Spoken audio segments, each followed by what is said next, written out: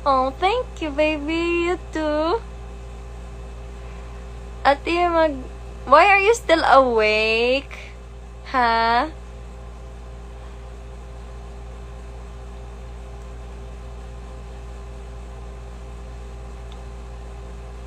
Yes, mag-guest ko dito sa one-on-one, but wala pa ni gawas. Wala pa ni gawas ang ako episode. Unya, dugay pa. Ang cute ng hair. Thank you so much, guys. I let it dry. Tapos, tag-crunch na ako. Kailangan hindi buhaghag. Kasi pag hinayaan ko lang mag-air dry, hindi kasi ganito kapag di ko siya ginanyan. So, kailangan pala talaga pag kulot, dapat kina-crunch-crunch nyo hanggang sa mag-dry. So, now, I learned a trick and ang hirap pag-maintain pag kulot. Kasi nakakapagod. Hello to Rice Soleil. Rice Soleil, happy birthday. I'm doing great. I miss you. Say hi to your mom and to your sister for me.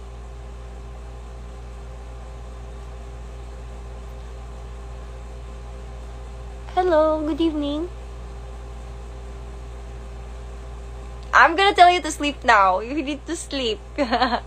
What? Are you still here? Or are you back na? I don't have a ukulele, guys. It's It's broken na. Kay di na gumagana yung niya. Tapos nandun sa kabilang kwarto maka-istorbo ka auntie. Broken na yung niya, yung parang receptor niya pag sa amplifier. Pero okay pa naman siya pag parang acoustic lang. Pero nandun sa kabilang kwarto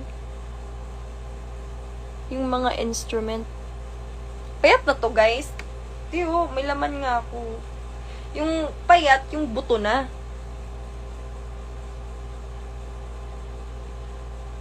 Yes, the curls, the precious curls.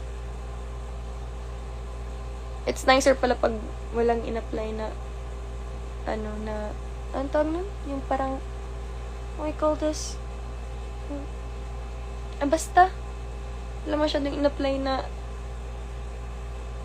pang kapit sa kulot. When ka pupunta DGC? I don't know. Basta Bisaya, gwapa jod, kaayo. Salamat sa Ginoo. Yeah, let's go, Carlos Yolo. Okay lang po ako. Thank you for asking. How about you?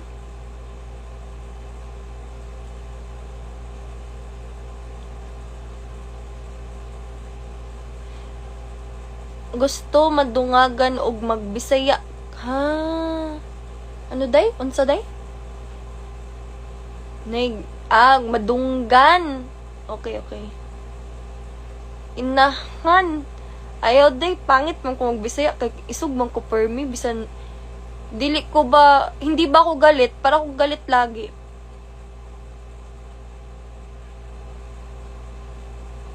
Unsa magpapayat, dili mag-rice? Ako, kinat off ko yung rice ko. Pinalitan ko ng kamote, but kasi kaya kong mag-cut off ng rice. Kasi may mga tao talaga na hindi kayang mag-cut off ng rice. And if you can't, you just know how to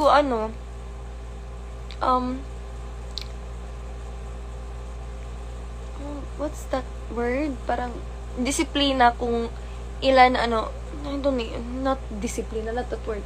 Marunong kang tansya ng dapat mong kainin. Okay? That's how she is built. Char, sino ka si James Charles na nun? Si Brett Van Rock? Why you built like that? I love your, thank you. Everybody's hating my hair recently.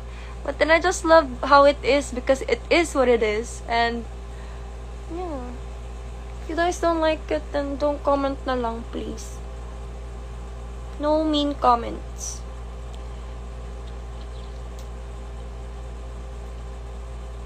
Nandiyan ba si Mama Japit?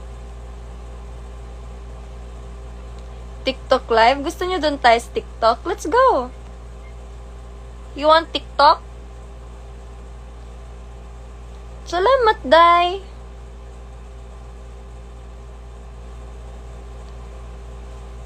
Ay sus, Ola Pinova, oy. Good luck! Good luck sa imo kapatid na nandun sa qualifying exam niya. He'll make it. He'll make it. Pag-pray natin.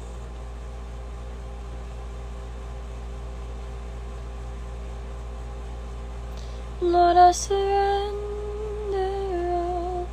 Shout out to Andrea. Happy birthday, RC Mendoza. Notice me. Hello.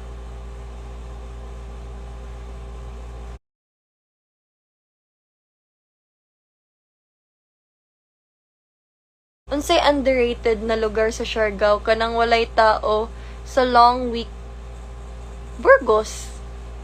Underrated ang Burgos, guys.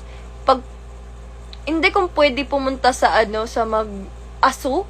Sa mag-aso, guys, it's so nice there. Para siyang hidden na paradise. It's just like a little murag dagat unya kay naami mga bato-bato, murag naay murag swimming pool na gamay na feeling ni murag kag mermaid. Nindot dito may kaayo tao. Pero it's a private property and I only went there with a friend and I was invited to a family outing because it's her birthday. So I was invited there. And yeah, I only swam once.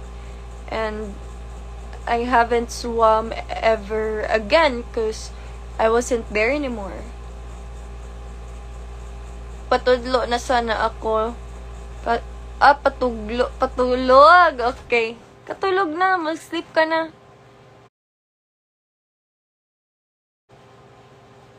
No rice pa rin. Lean meat, guys. Lean meat is an important and is a must. You need to have your protein. So, I eat my carbs. I eat kamote. Or if not kamote, I eat saba. And, kasi, if you guys look at the Mediterranean Mediterranean na murag scale, it's always the daghan jud dapat. Kung gusto ni mag-lose weight, daghan jud dapat ang imo gulay. Unya ang imo ang imo carbs, gamay ra unya mo pwede gamay ang murag kung tunga pa ni, kung lingin ni, if this is a circle, okay, I don't have a circle, okay? So, if this is a circle, and then we're gonna do a diagram, this is your circle, so half of it should be like gulay, and then like this. Kung ito yung square to, ito yung hati, tapos dapat ganyan. So, ito yung meat, ito yung carbs, tapos ito yung gulay, or fruits, or anything that has fiber, your fibers. So, that's how you should, we call this, that's how you should look or you should weigh your food. Yung kasi natin Filipino kasi tayo mahilig talaga tayo sa rice, but when it comes to health wise, dapat marami ang gulay, fiber, and then make sure to eat a lot of protein too because we need that for energy para di tayo mag brain fog. And we need our carbs too, it's energy rin. So yeah. Nagpintas ka rin po.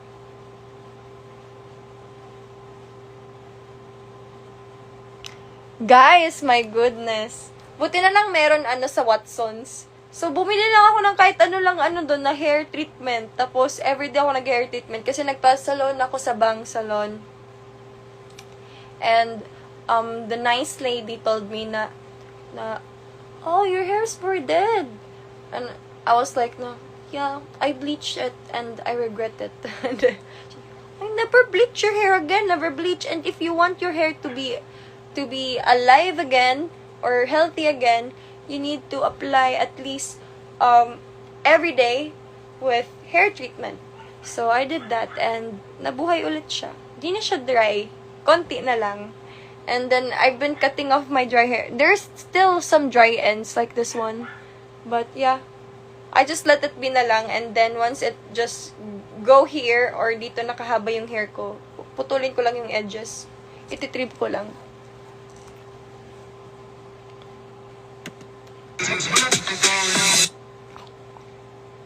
Ito, nag-up to eh. My reconciler, you're my every... No, it's natural po. Good luck sa imo kapatid, Day. Okay. Ako guys, para kumulot yung buhok ko, ginaganyan-ganyan ko. Kasi, naturally, kulot na talaga ako. Kaya, pag hindi ko siya ginanyan, tapos, burnash ko, ganun buhaghag. Ang hirap lang mag-maintain ng kulot, pag kulot ka. Gets nyo? Uy, gusto ko may ganyan. I am 21 and turning 22 this year.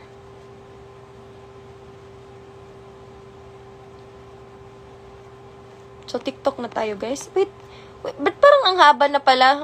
Ang late ko. O, TikTok na tayo?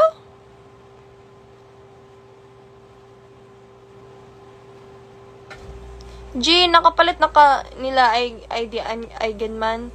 Gusto ko i-try. Pag-try dito, wala pa ko kaadto, Day. Ganda ng hair. Thank you, Mommy Robin. I miss you. You're my every good thing. Yeah, no to bleach na. And if there's a project that I have to bleach it, then I have no choice. Daw bi ate kanang okay ra i-adobo ang gulay.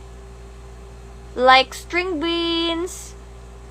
Ba kanang lutuon na ko nya tuyuhan. Make sure na guys, here's one thing. If you want to lose body fat, if you want to lose water, kay ang ato lawas, like this is pure muscle na. Kanina, fat ka na. Loose pa nga ako diri, so kailangan ko pa siya i-exercise para hindi masyado loose. So, I've been doing exercises that would tighten this one forearm. So, if this one, guys, pag kumain tayo ng salty food or sweet food, kumakapit yung katawan natin, para tayong sponge. Nag-a-absorb yung katawan natin kasi yung asin, siya, parang lumalatay siya sa mga muscle, dumidikit siya sa mga muscles, and then when that happen, when we drink water, parang siyang nagiging sponge na i-absorb niya, kaya mas lalo tayong lalaki. And if you want na lumiit ka, make sure na konti lang yung asin mo, and wag naman yung totally na iwala mo yung asin, may pa konti-konti lang, or iwala mo yung sugar kasi we need sugar too for energy. But make sure that it's not too much. Kay sugar too, kumakapit rin yung sugar natin sa muscles natin, and sugar fats is not healthy.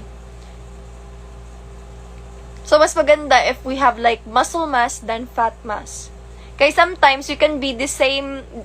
Sometimes kasi pwede tayong same lang yung timbang natin, pero iba yung structure ng katawan natin. 'Di ba pag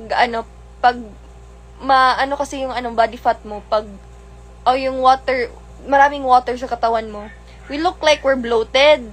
But then try na mag-cut off ka ng asin and sugar. Tingnan mo kung anong ng katawan mo, kasi yung mangyayari diyan, yung muscles natin, kinakain niya yung fats. Kinakain niya. Kaganunin niya once we quit or we parang try to cut off our sugar and asin. Yung mangyayari diyan kasi yung natin, yung taba natin, yun yung magiging energy natin. Yun yung binaburn ng katawan natin every time we do something. So, yung mangyayari is that O, di ba, kumain tayo, laki-laki tayo ngayon, and then try natin i-cut off yung asin tsaka yung sugar para hindi masyado marami tayong ma-absorb ng water, and that water will turn to fats kasi. And then, once na makita ng katawan natin, kasi mag-a-adjust yung katawan natin, makita ng katawan natin, yung muscles natin na wala na akong ibaburn na energy. Ang gagawin niya yan is, yung muscles mo, once you move, parang